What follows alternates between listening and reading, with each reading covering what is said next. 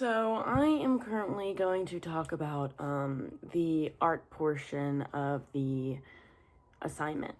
So we first started with collage. The collage was built off of images that we found off of Google and Pinterest. We wanted to represent kind of like a little section of what was going on in Alex's mind and the experiences that he had to go throughout his entire time there.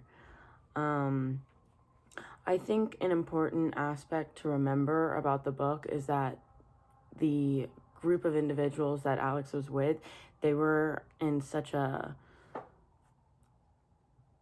certain mindset, I guess you could say. They wanted to convey a certain image to the public, to the people that they would communicate with.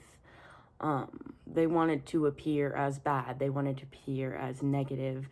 They wanted to appear as, you don't mess with us. And they would also go to milk bars in the evening. And those milk bars had psychedelic effects in the milk.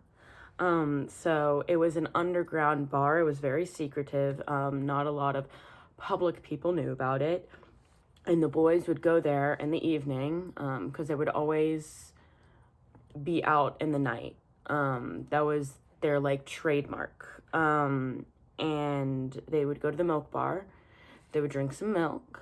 And then they would go out and they would have some fun.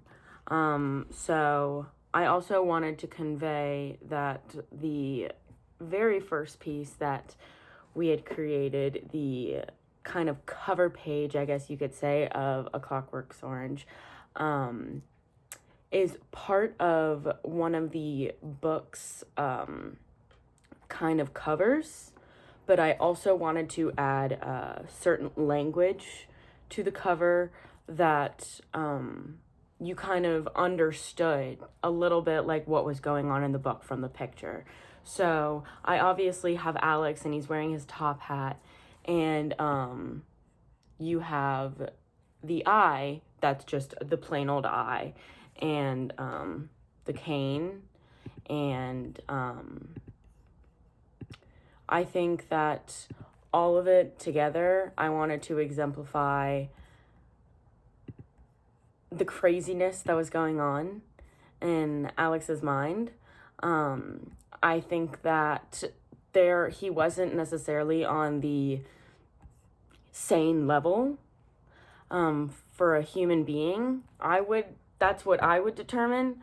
But everyone gets their own different assumption or verdict from the book.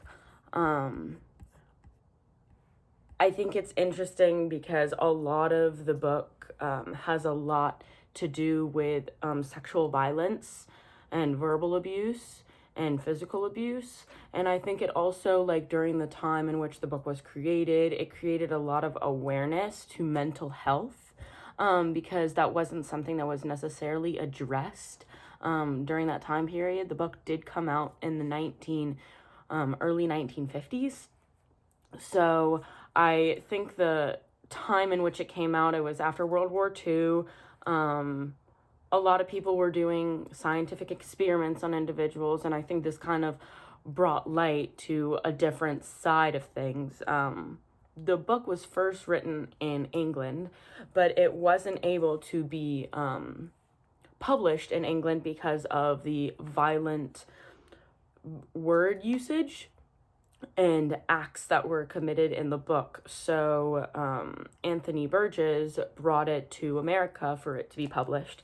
It first got published in America, and then later on, throughout the next 10 years, England then brought it under their wing and published it as well, and made it kind of, this is ours, this is England's piece of work. And Anthony also wanted to make that very clear. But I also think that mental health was not addressed early enough in like foreign countries like England and Wales and that part of the world until way later. So I think this also contributes to kind of the delay of the addressing of mental health. I also want to talk about how the eye in the Clockwork Orange picture, why it's significant, because obviously he had to go to a prison, and I did a postcard on the prison as well. I wanted to make it a little goofy, so I put Snoopy in there. Or not Snoopy, the dog from the dog from Simpsons. And the eye represents the kind of suffering that Alex had to go through prison. He did go through shock therapy. And through the shock therapy, they had to use a certain tool to keep his eyes open. And he had to be exposed to things that he didn't agree with and that he didn't want to address. A lot of violence, a lot of sexual abuse, and a lot of violence towards people that get along with each other. So I think it was trying to put him in the mindset of like, don't do this, and associating certain acts with negativity. A lot of what goes into the shock therapy in Alex's case was Beethoven's Ludwig van Horten. And I know it was the Ninth Symphony, but whenever he would listen to Beethoven's Ninth Symphony after the fact, it would give him PTSD from prison and from everything that he saw. So he wouldn't want to act out on the acts. He eventually ended up wanting to kill himself because of all the pressure that prison put on him.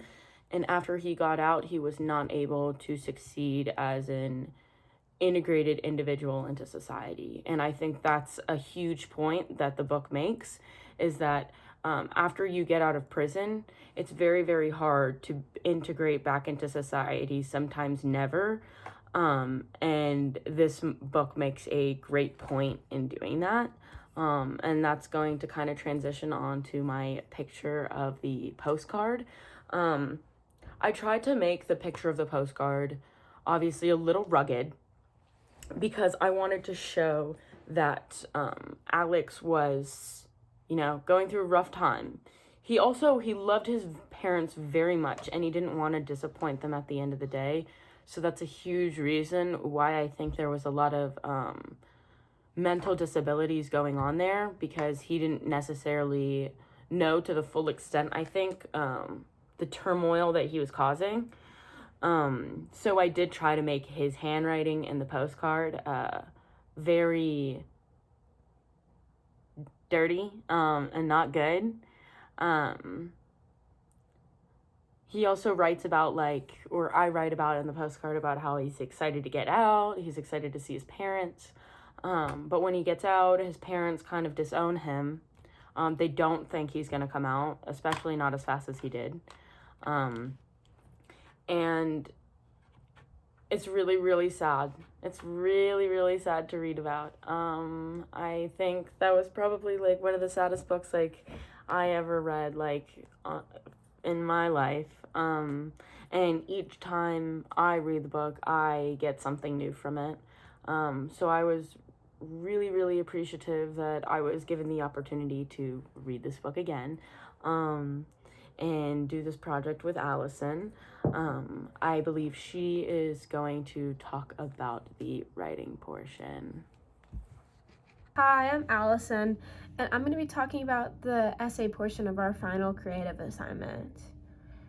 Throughout the modules in this class, I've learned a lot about some contemporary issues. By knowing a lot about these contemporary issues, I was able to understand the movie A Clockwork Orange a lot better than I would have before taking this class. We chose A Clockwork Orange because we think that this piece of art completely changed the entertainment industry. We think that the sensitive topics brought up in the movie were brought up a lot before their time, and it was hard for people to handle when they were actually addressed. These topics include sexual assault, violence, and corrupt government. And it was a lot for people to handle in just a movie when they originally viewed the movie. When it was originally shown to the public as a book, people tried to get it banned. They thought that the movie encouraged violence and it made people super uncomfortable.